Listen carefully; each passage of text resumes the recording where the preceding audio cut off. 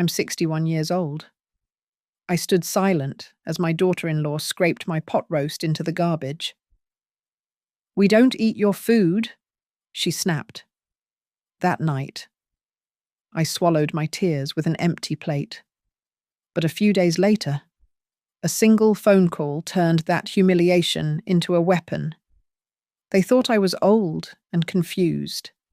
They didn't know that night was the beginning of their end. "My name is Evelyn Walker. I am 61 years old, a widow living in the quiet suburbs of Riverton, Illinois. For most of my life, I was a night nurse, a job that taught me patience and how to read the silence. Now, I live on my pension, in the small brick house on North Maple Street that I own outright, the house my late husband, Frank, and I bought decades ago. It's been quiet since Frank passed. Too quiet. That's why, 6 months ago, my son Jason moved back in, bringing his wife, Lena. Jason is 37, my only child. Lena, at 32, is a health coach, a rising influencer who films her entire life for her online followers. They came, they said, to help me with my loneliness, to fill this empty house with life again. Yesterday, I decided to fill the house with something else, the smell of home. I spent the entire day making my mother's pot roast. It's an old-world recipe beef, browned in real butter, slow simmered for 8 hours with pearl onions, carrots, and a bay leaf. The whole house filled with that rich, savoury steam. It was a ritual, a way of anchoring us, a hope that we might sit down together at 6 o'clock and be a family. Lena swept into the kitchen just as I was setting the table. Her phone was in her hand, held high, a little red light glowing. She was mid-live stream. She walked straight to the stove, lifted the heavy lid off the Dutch oven, and sniffed. Her perfectly sculpted nose wrinkled. "Evelyn," she said, her voice dripping with the fake patience she used for her followers. "What is this?" She turned to her phone. "See, guys, this is what I'm dealing with." She turned back to me, her smile gone. "This food is poison. It's full of salt, butter, and processed red meat. It's artery-clogging sludge. It goes against everything my brand stands for." Before I could form a word, before I could even register the accusation, she picked up the pot. It was heavy, scalding hot. With a grunt of performative effort, she carried it to the trash can, tilted it, and scraped the entire day's work, the tender beef, the soft vegetables, the rich gravy into the plastic bag. "We don't eat your food," she barked, the sound sharp and final. "From now on, this is my kitchen. You can retire?" I looked at Jason. He was standing in the doorway, watching. He didn't move. He didn't speak. He just looked down at his shoes, then turned and walked away. The silence that followed was heavier than the pot had been. I felt the blood drain from my face. I felt small, ancient. I aged 10 years in that single moment. My labor, my gesture of love, was nothing but garbage. I said nothing. I just walked to the counter, took a single slice of dry bread from the loaf, and put it on my empty plate. Later that night, I lay in my small bedroom at the end of the hall, the walls thin as paper. I could hear them talking. Lena's voice was clear. "If my career is going to take off, Jason, we have to cut ties with the toxic energy in this house." Toxic energy. That was me. I was just drifting into the fuzzy, medicated sleep that Lena's natural sleeping pills provided when the old landline in the living room began to shriek. It rang, and rang, and rang. Jason didn't get it. I hesitated, my head thick, then slowly fumbled for my robe and shuffled down the dark hall. I picked it up mid-ring. "Hello," a man's voice, tight with stress. "Mrs. Walker. This is Douglas Reed, the branch manager at Riverside Savings. I've just discovered something very serious concerning your house and your son's name.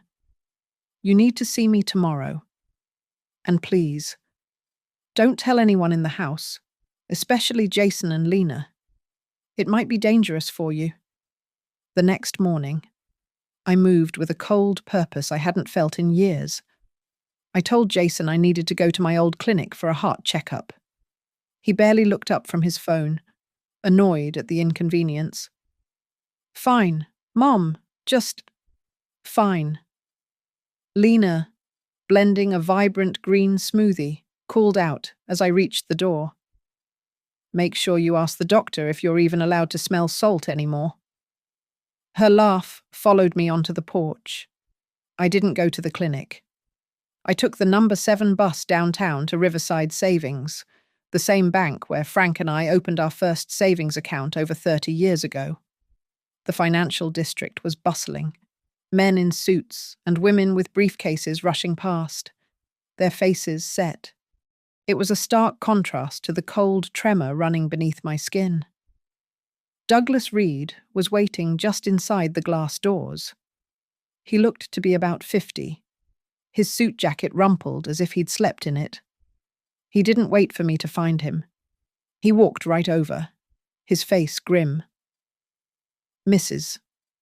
Walker, thank you for coming. This way." He didn't lead me to a teller or a desk in the open. He led me down a carpeted hallway to a small, windowless meeting room at the very back. He ushered me in, closed the heavy door, and I heard the distinct click of the lock. He then walked to the small glass panel on the door and lowered the blinds, sealing us in. "Please," he said, gesturing to a chair. He opened his briefcase and laid a sheaf of papers on the polished table. "I didn't want to do this over the phone." I looked down. There was a remortgage contract for my house on North Maple Street, an application for a home equity line of credit, and sitting on top, a document titled Durable Power of Attorney. At the bottom of the last page was the signature Evelyn Walker. But it wasn't my signature. The name was right, but the handwriting was frail, spidery, and leaned to the left. It looked like the signature of a very sick, very old woman. "Over the last 3 months," Douglas began, his voice low, "someone has been using documents in your name to try and secure a $250,000 mortgage against your home. The stated reason," he tapped the application, "was to secure funds for your placement in the Sunset Grove Premium Care Facility." My head swam. Sunset Grove. I haven't signed anything. The only thing I signed at this bank all year was a renewal for my ATM card. "I know," he said. He slid a photocopied image across the table. It was a scan from the security camera at the post office annex, dated 2 months prior. It showed a woman, shot from the side, wearing my favorite beige cardigan, the one I couldn't find last week. Her face was turned away, obscured, but she was signing a document in front of a notary. "I got suspicious when the signature didn't match your file," Douglas admitted. "The one we have on file from 30 years ago is identical to the one you signed last year. This one is not." Then we started getting calls from your daughter-in-law, Lena, asking about the timeline for moving her mother-in-law into care. I put a hold on the disbursement. I told them we needed additional verification. He leaned forward, his eyes locking onto mine. "It gets worse. Jason and Lena came in 2 weeks ago. They brought a lawyer with them, someone from a firm called Harbour Line Legal Services. They were pushing hard to get the money released. They said your mental state was deteriorating rapidly. They even provided this. He slid over one more paper. It was a draft of a medical report, a psychiatric evaluation from a Dr. Halpin I had never met, detailing my supposed confusion and early onset dementia. Douglas took a deep breath. Mrs. Walker, they are actively preparing a file to declare you legally incompetent. They want to gain full conservatorship over you and your assets, at which point they can sell this house right out from under you. And if you look at these papers, at this forged signature, he pointed to the power of attorney. It appears you've already agreed to it all. The air left my lungs. I suddenly pictured Lena in my kitchen, her face twisted in disgust as she lifted my pot roast. I heard her voice, cold and sharp, echoing in the sterile bank office. This kitchen is mine now. You can retire. I realized with a sickening lurch that she wasn't just talking about dinner. That pot of food wasn't garbage to her. It was a loose end. I returned home from the bank and walked straight to my room, claiming the doctor said I just needed rest. But I wasn't resting. I was listening. The house, my house, suddenly felt like enemy territory.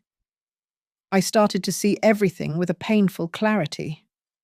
The little 7-day pill organizer Lena filled for me every Sunday. The constant, casual remarks from Jason. "Mom, you forgot again.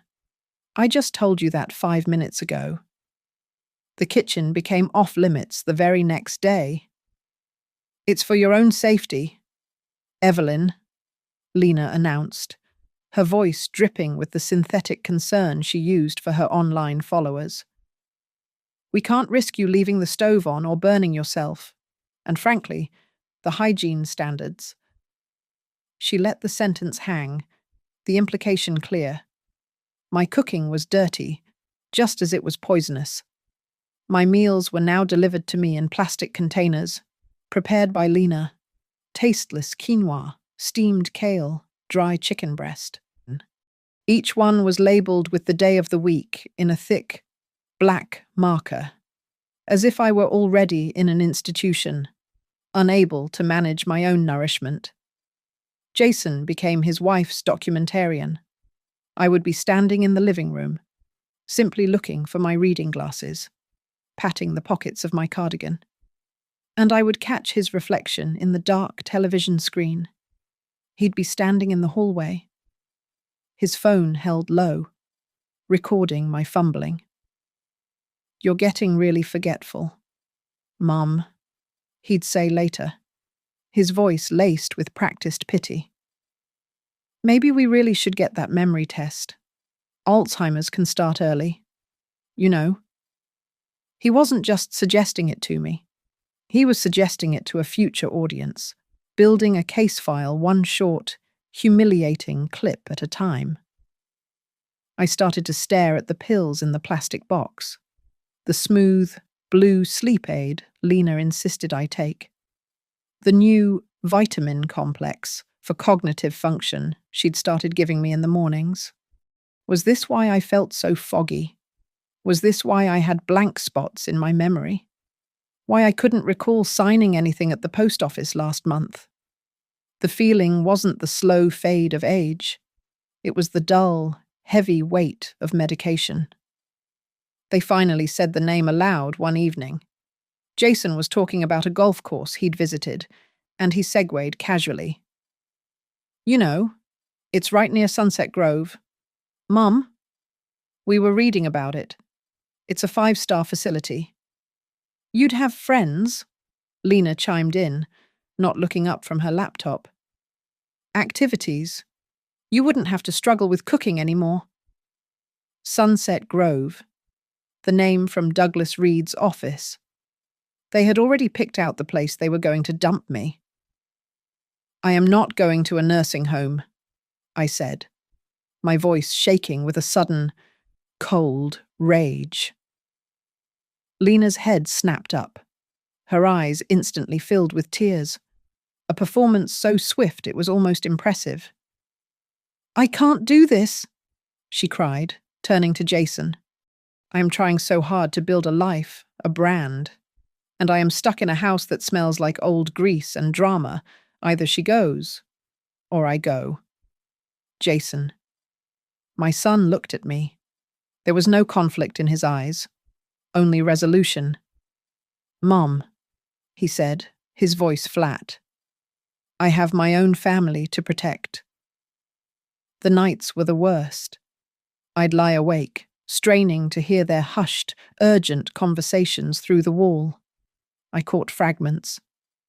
"The deadline with the bank is next week. The lawyer said we need a few more clips of her freaking out." And a new name, spoken by Lena in a tone that sounded, for the first time, like genuine fear. "Vince isn't going to wait. Jason. He needs the money now." A few nights later, Lena brought me a cup of tea. "You seem stressed." "Evelyn, just some chamomile. It'll calm you." I drank it. The next thing I remember was the rough texture of the living room carpet against my cheek. I woke up on the floor. Jason was kneeling over me, his phone aimed directly at my face. "Mom, Mom, you're okay," he said, his voice a perfect actor's blend of panic and reassurance. "You just fainted. It must be your blood pressure. See, it's a good thing we're here to look after you." I stared at the ceiling, a terrifying, dark hole where the last hour of my life was supposed to be. The climax of their little play came that weekend. Lena hosted a dinner party for her influencer friends, a launch for her new line of clean supplements. The house was filled with young, bright-eyed people, all filming each other, just to feel like myself. I made a small platter of deviled eggs, an old-fashioned, simple thing. For fun, I'd told myself. I offered the plate to one of the guests. Lena saw me. She smiled, a wide, bright smile for her camera, which was, of course, streaming live. She walked over, deliberately moving into her own shot. "Evelyn, what did we talk about all that? Cholesterol?" She turned to her audience, laughing lightly. "The older generation, they just don't understand nutrition." She goaded me, asking questions until I stumbled over my words, confused by the bright lights. Then, for the cameras, she took the plate from my hand. She walked to the kitchen trash can, and for the second time, she dumped my food. "We don't eat your food," she said, loud enough for the microphone. This time, however, I didn't flinch. I didn't cry. I simply stared, not at her, but past her. I looked directly into the small, black lens of her phone, the one streaming my humiliation to her followers, and I let a tiny, cold smile touch my lips. I started playing the part of the frail, confused woman they wanted me to be. That night, Lena handed me my little cup with the blue pill and the vitamin. I palmed the pills, pretending to drink the water, and when she wasn't looking, I slipped them deep into the pocket of my housecoat. Later, I tucked them under the loose floorboard beneath my dresser. I found my old, prescribed blood pressure medication in the back of my drawer, the one my real doctor had given me, and started taking it again. After 3 days without Lena's help, the fog in my head began to lift. It was like a thick, cotton blanket being slowly pulled away.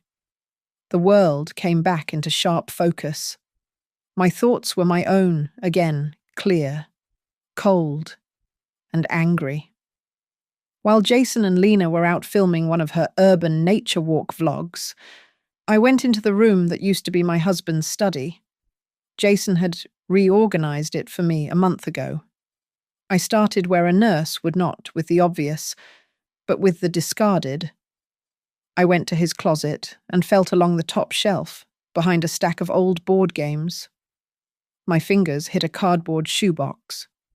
Inside was not a pair of shoes, but a thick manila envelope. My hands shook as I opened it.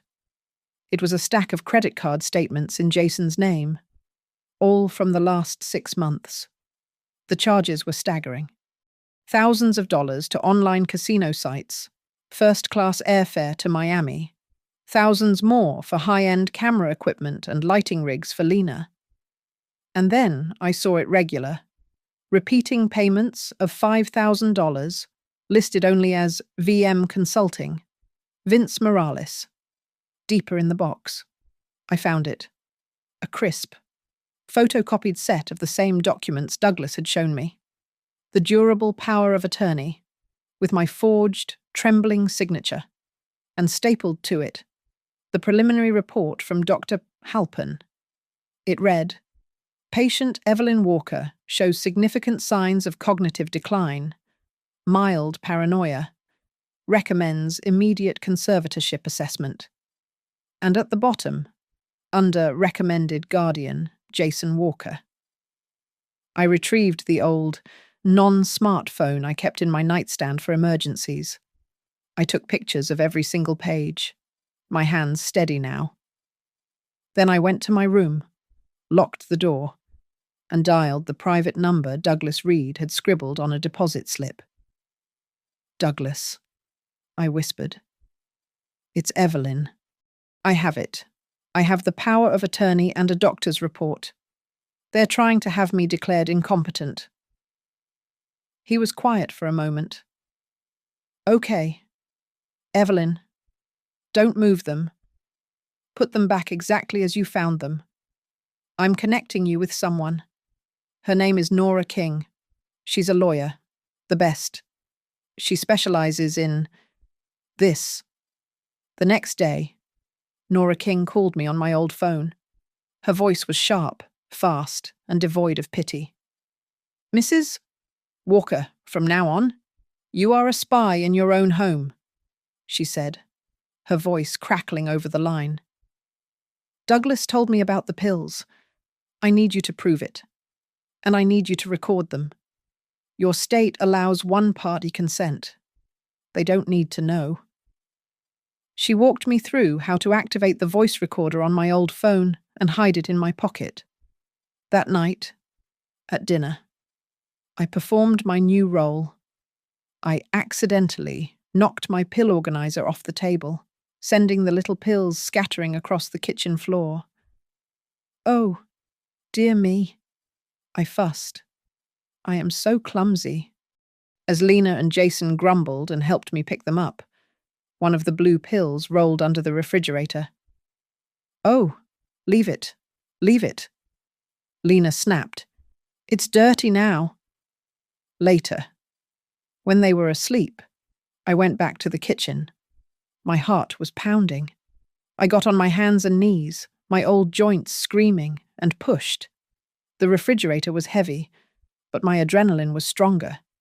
I moved it just enough. I reached under with a yardstick. I didn't just feel one pill. I felt a bag. I pulled it out. It was a small plastic Ziploc, and it was full of empty blister packs, dozens of them. Far more than I was ever supposed to have taken. She wasn't just drugging me. She was creating a stockpile of evidence that I was non-compliant, or worse, overdosing on my own. I photographed the bag and called Douglas again. His update was chilling. "Evelyn, this Vince Morales? He's not a consultant. He's a loan shark. A very dangerous one. Jason just missed his third payment. That $250,000 from your house wasn't for investment. It was to pay Vince off. If Jason doesn't get that money, he's in physical danger." The next evening, my phone buzzed with a message from Nora. It was just an anonymous link. I opened it. It was an old news clipping from a small California paper from 5 years ago. It detailed a lawsuit against a detox retreat scam that had bilked dozens of women out of their savings. The founder had vanished before she could be served. Her name was Elena Moore. I looked at the grainy photo accompanying the article. It was Lena. My daughter-in-law wasn't just a controlling health coach. She was a professional con artist. Jason approached me 3 days later, his face arranged in a mask of synthetic concern. Great news. Mum, we managed to get you an appointment with a top specialist. He said it as if he'd won a lottery. Dr. Halpern. He's the best memory doctor in the state. And we have a slot for Thursday morning. He's just going to ask some questions. Help us get a formal diagnosis. A formal diagnosis. The final, official stamp they needed for the conservatorship file. I fumbled with my reading glasses, pretending to be grateful. As soon as he left the room, I checked the old, prepaid phone Nora had advised me to keep hidden. A new text message was waiting. Do not let them take you there alone. If you cannot avoid it, you must invalidate the exam. Tell him you take your pills at the wrong times. Tell him you often forget. Mention your late husband's estate lawyer by name. Make Halpern's report legally useless. I had no intention of letting it get that far. I was a night nurse for 40 years. I know how to handle a crisis, and I know how to fake a symptom. On Thursday morning, just as Lena was bustling around, reminding Jason to make sure Halpern gets the file, I went into the bathroom. I turned on the shower, letting the steam fill the room. I heard Jason's heavy footsteps in the hall. I braced myself, let out a sharp cry, and slammed my hand hard against the tile wall. I didn't fall, but I slid to the floor, making it sound convincing. Jason burst in, his face pale. Mom, what happened? My arm, I moaned, clutching my left wrist. I knew exactly how to hold it to suggest a Colles fracture. I think I slipped on the mat. It really hurts. Jason, I think it's broken. His face cycled from panic to pure, undiluted frustration. This was not on his schedule. Today, Mom, we have the doctor's appointment in less than an hour. I think it's broken, I whispered again, letting a genuine tear of anger and adrenaline roll down my cheek. He cursed under his breath. He couldn't risk ignoring a potential break. That would look like neglect. He snatched his car keys, cancelling the appointment with Halpern, and drove me to the Riverton General Emergency Room. We were there for 3 hours. It was a masterpiece of delay. While Jason was at the front desk, arguing loudly about insurance copays, the triage nurse took my vitals. Later, the ER doctor, a young woman who looked like she hadn't slept in a week, gently palpated my wrist. It doesn't look broken, Mrs. Walker, she said quietly. Just a very bad sprain. We'll wrap it up. Thank you, doctor, I whispered, leaning in as if I were about to share a secret. Can I ask you something? I'm very frightened. She stopped writing on her chart. What's wrong? My son and his wife, I said, my voice trembling just enough. They keep giving me pills, blue ones for sleep. But I wake up on the floor. I feel so foggy all the time, and they tell me I've forgotten things. I'm scared. The doctor's friendly expression vanished. It was a look I knew well. It was the look of mandatory reporting. She looked over at Jason, who was busy scrolling on his phone, then back at me. She started typing into her computer. Mrs. Walker, she said, her voice now formal. I am noting here that you are alert, oriented, and articulate, and I am noting your concerns about your medication. She handed me my discharge papers. It was a golden ticket, an official, time-stamped medical record stating I was perfectly sane. When we got home, Lena was furious about the missed appointment. A sprain. You made him cancel for a sprain. As punishment, and to assert her control, she rolled a dusty wheelchair out of the garage. That's it, Evelyn. You're clearly a full risk. From now on, you use this. She forced me into it. It was a new, deeper level of humiliation.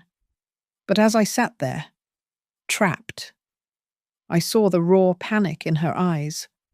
The more she pushed, the more desperate she was. The bank's deadline was closing in.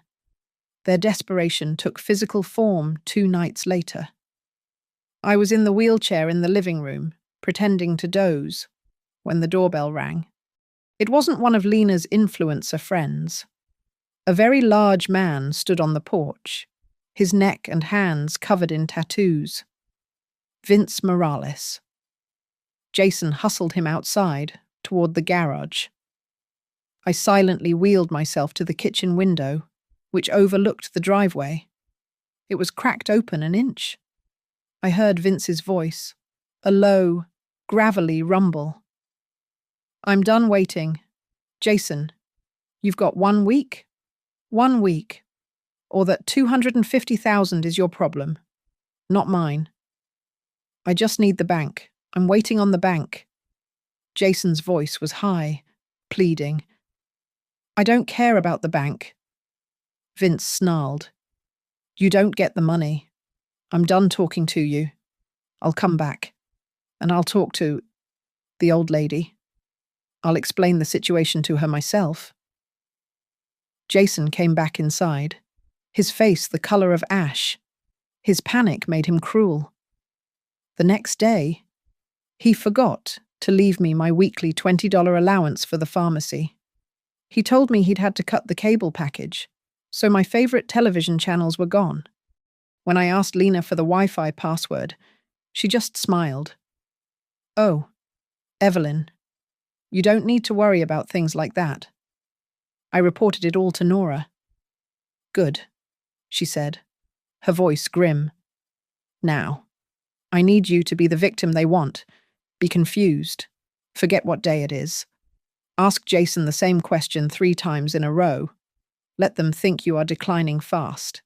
Let them get cocky. She paused. Because Douglas and I are meeting with the Riverton Police Elder Abuse Unit tomorrow. I played my part beautifully. I was the very picture of a fading mind. It worked. Lena, smelling victory, became giddy.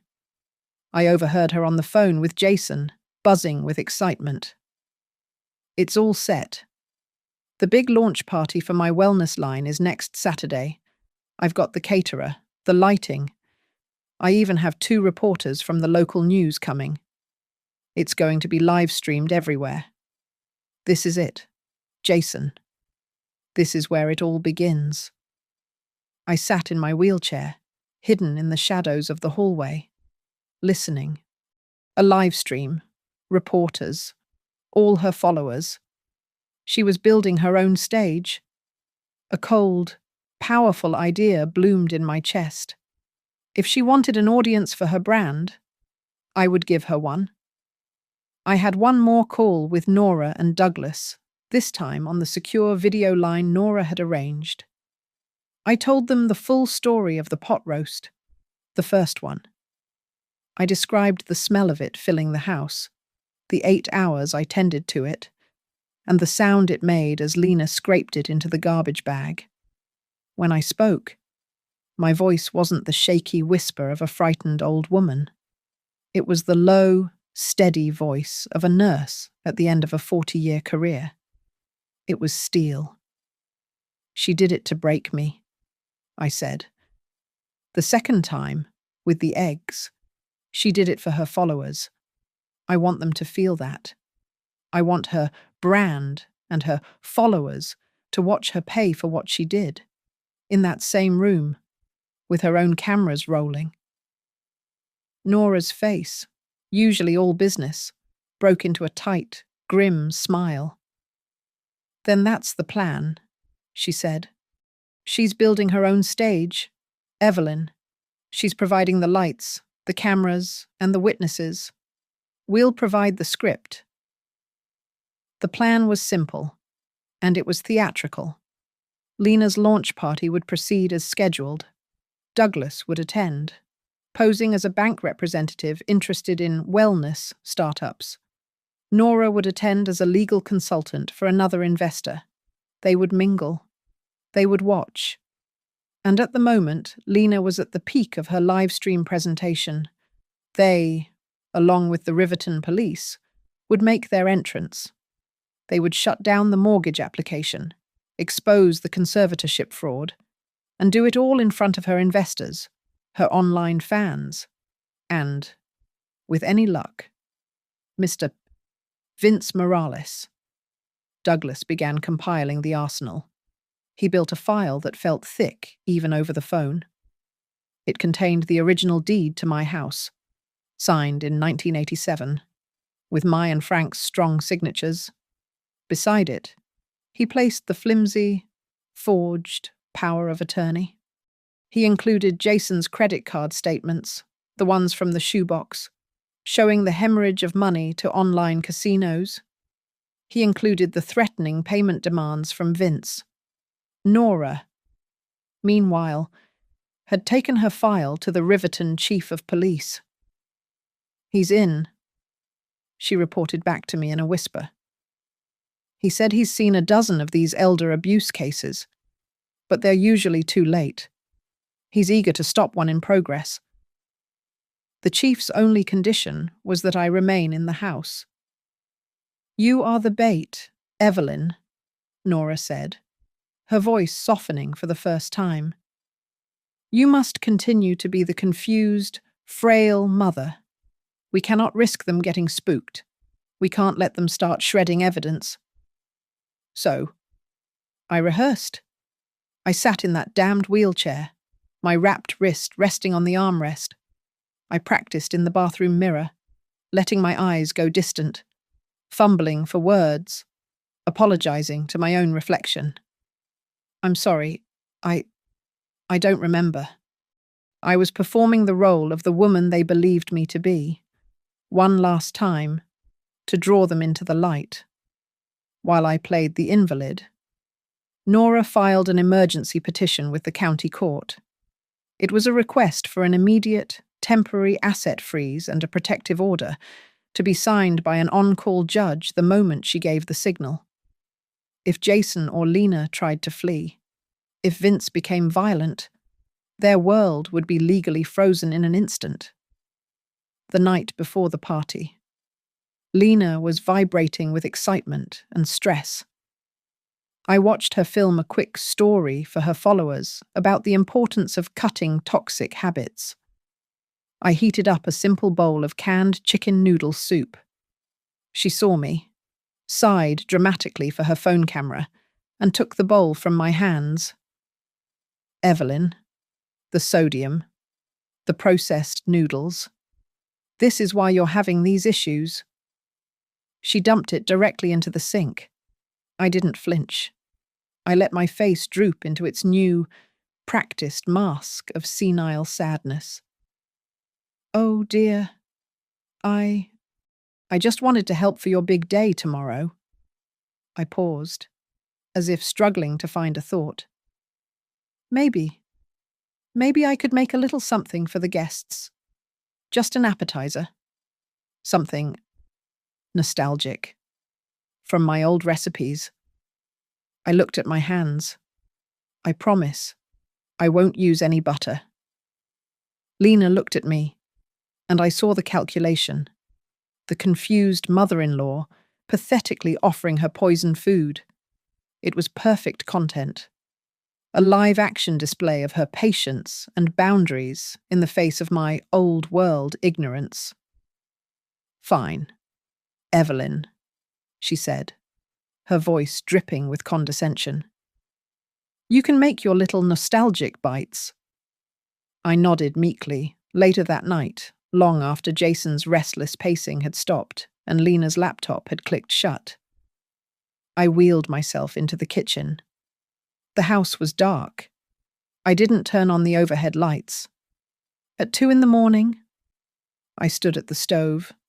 I browned beef in the heavy Dutch oven. I sliced onions and carrots. I simmered the gravy, letting the rich, savory smell of home fill the quiet house one last time. I wasn't making appetizers. I was making the pot roast. This batch wasn't an offering of love. It was a prop. It was the physical manifestation of her contempt. And it would be the centerpiece of the table when the curtain finally fell. By the afternoon of the event, my house was unrecognizable. It had been transformed into an organic chic showroom, all beige burlap and white linen. Over my fireplace, where Frank's portrait used to hang, was a glowing pink neon sign, Lena Moore Wellness. It was the ugliest thing I had ever seen. I stayed in the kitchen, invisible, methodically spooning the pot roast I had cooked in the dead of night onto small, toasted bread rounds. I placed them on a platter and wrote "Grandma's Pot Roast Bites" on a little card. Jason was a wreck. He paced the hall, his eyes flicking from his phone to the front door and back. He was caught in a trap of his own making. Terrified Vince Morales would show up, yet desperate for Lena's investors to arrive. He saw me moving the platter toward the living room. "Mum, please," he hissed, grabbing my arm. "Just stay in the kitchen. Stay away from the cameras. You know you say confusing things. Just don't talk." I nodded, lowering my eyes in perfect, practiced submission. The party was scheduled for 7, at 6:30. Lena swept in, glowing in a white dress, holding a tall glass of a murky, green liquid. "Here, Evelyn, a little detox boost, so you have energy tonight." Nora's warning echoed in my mind. I smiled, took the glass, and raised it to my lips, letting just enough touch my tongue to taste the bitterness. When she turned to answer the door, her first guest arriving, I poured the entire thing down the kitchen sink. I watched from the shadows as the room filled. I saw Douglas Reed, looking awkward in a blazer, introduce himself to Lena. She lit up when he mentioned Riverside Savings, seeing him as a potential corporate sponsor. A few minutes later, Nora King entered, sharp and severe in a dark pantsuit, blending in near a group of men in suits. She introduced herself as counsel for an investment group. Our eyes met for 1/4 of a second. The pieces were in place. Then, at 7:30, the door opened again. It wasn't an investor. It was Vince Morales. He hadn't been invited, but he walked in like he owned the place. A massive man in a tight black shirt, tattoos covering his neck. He bypassed the appetizers and went straight to Jason, clapping a heavy hand on my son's shoulder. Jason flinched. "I came to see the party. Jason." Vince rumbled, his voice loud enough for several people to hear. "The one you said would solve everything." Jason, his face pale as chalk, tried to guide him outside, but Vince just smiled, plucked a champagne flute from a tray, and settled in. An unexploded bomb in the center of the room. Lena, oblivious, stepped into the bright lights of her camera setup. "It's time we're live." Her assistant gave her a thumbs up. Lena's face transformed into her online persona, all warmth and authenticity. "Welcome, everyone," she chirped. "My journey has been all about healing, about finding the courage to set boundaries, even when you're living with, well, with challenging, toxic energy. Her gaze and the lens of the main camera swiveled to me. I was standing near the edge of the room, holding my platter. "It's so hard," she continued, "when someone you love just doesn't understand. They want to feed you poison." The live comments, visible on a monitor, started to roll. "LOL grandma looks so lost. Total cringe." That was my cue. As planned. I moved forward, rolling the wheelchair I no longer needed, my sprained wrist held at an awkward angle. "I made these," I said, my voice thin and reedy. "Just a nostalgic bite. My mother's recipe." Lena's smile was tight, predatory. This was the content she had wanted. She stepped in front of me, blocking me from the guests. "Oh, Evelyn," she sighed, a perfect performance of pained patience for her audience. "We talked about this. The grease, the salt." She took the heavy platter from my lap.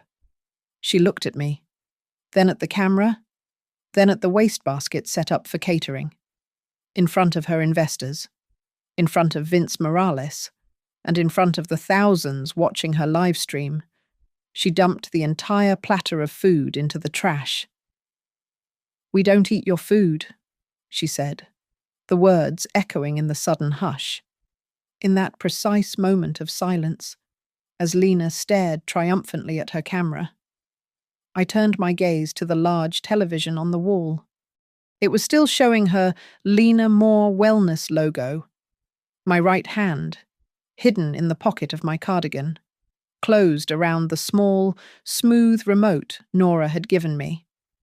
I pressed the button. The pink neon logo vanished. It was replaced instantly by a crystal-clear, full-screen scan of the durable power of attorney. My forged, trembling signature magnified for all to see. A red arrow pointed to it. Then, the speakers in the room, the ones set up for Lena's presentation, crackled to life. Lena's real voice, harsh and whispering from a hidden recording, filled the air. "Just need her to sign it while she's still groggy from the sleeping pills. It'll all be over soon." The entire room went dead silent. Lena let out a high-pitched, animal shriek. She lunged toward the television, yanking at the HDMI cord, trying to rip it from the wall. "Stop it. Turn it off, Jason. Make it stop." But the screen only flickered. Nora had plugged a USB security lock into the port. The presentation was running locally and was locked. Lena clawed at the screen as the forged document vanished, replaced immediately by the next slide. It was security footage, grainy but clear, from the Riverton General Emergency Room, time-stamped just 3 days ago. It showed me, sitting upright on a gurney, speaking calmly and clearly to the ER doctor. The audio was off, but the doctor's final notes were typed in large, bold letters across the bottom of the screen. "Patient is alert, oriented, and articulate.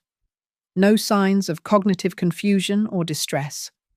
Patient reports concerns about medication management at home."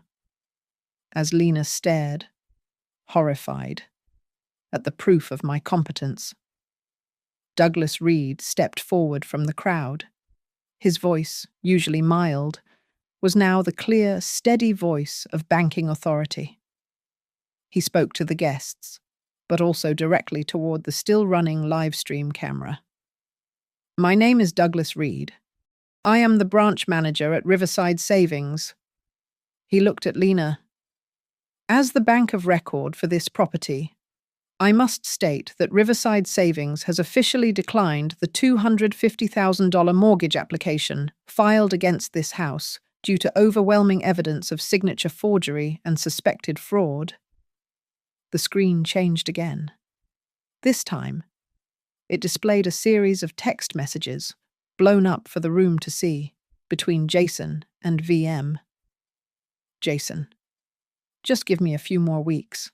I swear I'll have the $250K from my mother's house. Jason. She doesn't even know we're setting up the nursing home transfer. Just need the bank to clear. Vince Morales, who had been watching this all with a dark, detached amusement, suddenly understood. He was on camera. His VM initials were on the screen. He turned on Jason, his face purple with rage. You! He lunged, grabbing my son by the collar of his expensive shirt. You put me on TV. That is enough. A new voice, loud and full of authority, cut through the room. The front door was wide open. The Riverton chief of police was standing on my threshold, flanked by 2 uniformed officers. Everyone, stay exactly where you are. Vince Morales dropped Jason instantly, raising his hands. Jason stumbled back, panting. Lena was frozen, her hand still on the television. The live stream camera, forgotten, faithfully captured every second. I pushed myself up from the wheelchair. I didn't need it anymore. I walked, my back straight, past my son, past his wife, and stood directly in front of the main camera, looking into the small black lens. For those of you watching, I said, my voice clear and carrying, who think this is just some family drama for your entertainment? It is not. This is the real story of an elderly woman whose own children tried to drug her, declare her incompetent, and steal her home to pay their debts. Nora King stepped forward, holding a file, addressing the chief of police, but speaking for the entire room. Chief, as we discussed, the emergency petition has been filed with the court. We have the toxicology reports on the medication Mrs. Walker was given. We have the full, unedited audio of Lena Moore planning the forgery. We have the bag of discarded pills she used to build her case. We were just trying to help her, Jason finally shrieked, his voice cracking. She's sick. She's confused. We were just worried about her. Lena, seeing her last chance, burst into a flood of performative tears. I just wanted her to be healthy. I only wanted her to eat clean. Why is everyone twisting this? We love her. I turned to look at my daughter-in-law, the tears streaming down her perfect face. You wanted to help me. Lena, I asked, my voice dangerously calm. Is that why you signed my name to a loan for $250,000? Is that why you told Jason to wait until I was groggy from the sleeping pills? I stepped aside, gesturing to the television. Or was it this? The final slide clicked into place. It was the newspaper clipping from 5 years ago, the one from California. The Elena Moore detox retreat scam. And there, in the center, was a smiling, younger photo of Lena, under her real name. The influencers in the room gasped. One of them, a woman Lena had been fawning over all night, backed away, her own phone now up and recording. Oh my God, the woman whispered, loud enough for all to hear. I remember this. She stole thousands of dollars. Elena Moore. It's her. The guests began to back away, creating a wide, empty circle around Jason and Lena, as if their failure was a disease. The chief of police nodded to his officers. He looked at Lena, then at Jason. Lena Moore, also known as Lena Walker, and Jason Walker, he announced, his voice final. You are being detained on suspicion of conspiracy to commit fraud, forgery, and felony elder abuse. You have the right to remain silent. One of the officers stepped forward with handcuffs. Lena let out a sound, not a cry, but a hollow guttural wail, and her legs buckled. She crumpled to the floor, her white dress pooling around her like a shroud. Jason didn't try to help her. He just stood there, his eyes vacant, staring at the ruins of his life, broadcast live for the world to see. The house emptied out faster than it had filled. The guests, the influencers, the investors, they evaporated, whispering into their phones, avoiding my eyes as they scurried out the door. I was left with the wreckage. Burlap table runners were stained with spilled champagne, half-eaten, clean. Appetizers sat abandoned. The pink neon sign over my fireplace, Lena Moore Wellness, was unplugged, hanging dark and obscene. 2 uniformed officers were quietly searching Jason and Lena's bedroom. I walked into my kitchen. The heavy Dutch oven was still warm on the stove. The catering garbage can was overflowing with my grandma's pot roast bites. I got a clean bowl from the cupboard, ladled a large portion of the roast that remained in the pot, and sat down at my own kitchen table. While the sounds of my son's life being legally dismantled echoed from the hallway, I ate my food. It was delicious. Douglas and Nora sat across from me, their faces etched with the exhaustion of the night. "It's done. Evelyn," Nora said, her voice soft but firm. "The judge signed the emergency protective order. Your assets are secure. Jason has no access to any of your accounts as of 10 minutes ago." Douglas nodded, tapping a file. "The mortgage application is officially dead and flagged for criminal fraud. And that conservatorship file," he shook his D-head, "it's void. They have no claim on you, this house, or anything you own." Before they were taken to the station, an officer allowed Jason to speak to me. He was led into the kitchen, his hands cuffed behind his back. His face was a blotchy, tear-stained mess. He looked past me, his gaze fixed on the pot roast on the stove. He smelled his childhood, and he knew he had lost it. "Mom," he whispered, the sound thick. "I'm so sorry. I didn't know what else to do. I was so deep in debt. Vince, and Lena? She just gets these ideas?" He was blaming them. He was blaming the money, the loan shark, his wife. He was blaming everything but the choices he made. I looked at him, not with anger, but with a profound, cold clarity. "I have one question for you. Jason, that first night, the night I made this same meal, when you stood in the doorway and watched your wife scrape 8 hours of my cooking into the garbage, did you, even for a second, think there was anything wrong with that?" He opened his mouth, then closed it. He looked down at the floor, his shoulders shaking.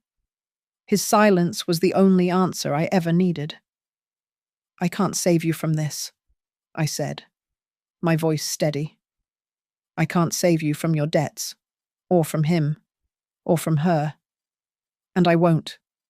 For months, I thought I had to save you. But I was wrong.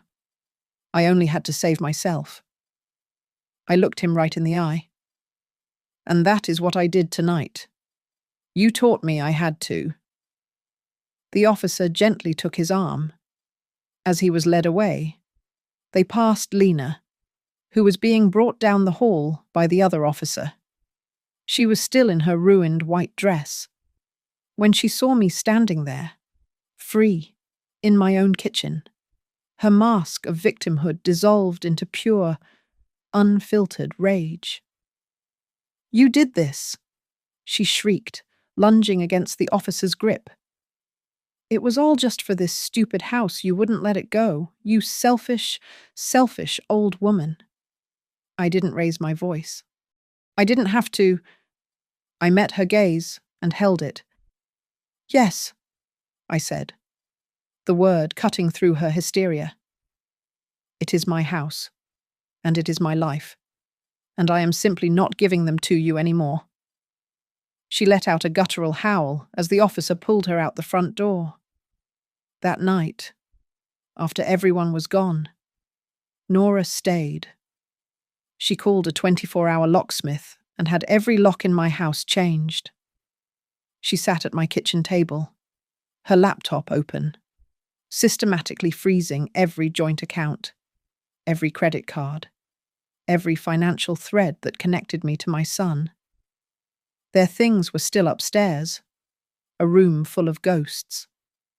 Lena's bright white ring lights, her tripods, her boxes of unopened supplements and protein powders. They were the sad, abandoned props of a failed brand, the corpse of an empire that died live on camera. The next morning, I made coffee. I turned on the local news. It was the lead story. Riverton health influencer arrested in shocking elder abuse scandal. They had the footage. They had the clip of Lena, her face contorted in disgust, shouting, "We don't eat your food." They had the clip of her collapsing in her white dress as the handcuffs clicked. Her humiliation wasn't private. It was broadcast. It was permanent. I sat there, sipped my coffee, and felt the full, heavy weight of a public, irreversible victory. After the news, I walked into my kitchen. It was mine. I opened the pantry doors, the ones Lena had reorganized with her labels and plastic bins. I began to pull them out, every bag of detox tea, every tub of green superfood powder, every box of tasteless, joyless meal replacement bars. I carried them, armful by armful, to the large garbage bin in the garage. I stood in the quiet morning light, just as she had stood in her spotlight, and I threw their food away. I took back my pantry. I took back my kitchen. The preliminary hearing took place a few weeks later. Nora had prepared me perfectly. I walked in wearing my best blue dress, my hair neatly done, my mind as sharp as a tack. The judge asked me a few baseline questions: the date, the name of the governor, the details of my own finances. I answered every question clearly, rattling off account numbers from memory. In 5 minutes, I dismantled the entire narrative of the confused old woman they had spent months building. The prosecutor was methodical. He showed the court that Jason and Lena had not been planning to send me to the 5-star Sunset Grove, but to a cut-rate Medicaid facility 2 counties over. He showed them the forged signature, the reports from Dr. Halpin, and the bank statements showing the money was earmarked to pay off Vince Morales and fund Lena's failing wellness brand. Their defense lawyer tried. He painted Jason as a desperate son, a victim himself, trapped by a dangerous loan shark. He tried to portray Lena as a passionate, misunderstood health advocate. But then the prosecutor played the clips from the live stream. The jury watched Lena, her face contorted with disgust, scraping my food into the trash. They heard her call me toxic energy. They saw her theatrical collapse when the handcuffs came out. There was no sympathy to be found. When I was called to testify, I did not cry. I told them about the pot roast. I told them about the blue pills that made me foggy, and the small bag of empty blister packs I found under the refrigerator. I told them about waking up on the floor to find my son's phone recording my confusion. I looked at the jury. They looked at my age, 61, and they assumed it meant I was stupid. They assumed I was weak. They were wrong. The courtroom was silent. The judge's ruling was swift and brutal. The conservatorship petition was dismissed with prejudice. All transactions related to the North Maple Street house were declared null and void. Jason was found guilty of felony elder abuse and conspiracy to commit fraud. Lena was found guilty of the same. with additional charges for financial crimes related to her Elena Moore scam. Vince Morales was being prosecuted separately by the state. Jason's lawyer requested one last meeting. I agreed. I met him in a sterile visitation room, separated by thick glass. He was in an orange jumpsuit. "Mom," he wept, pressing his hand to the partition. "Mom, please, help me." I stood tall. "I may, one day, find a way to stop being angry, Jason. But I will never forget what you did. I will never, ever trust you with the key to my life again." I turned my back on him and walked out. I put the house on North Maple Street up for sale. It sold in a single day to a young family.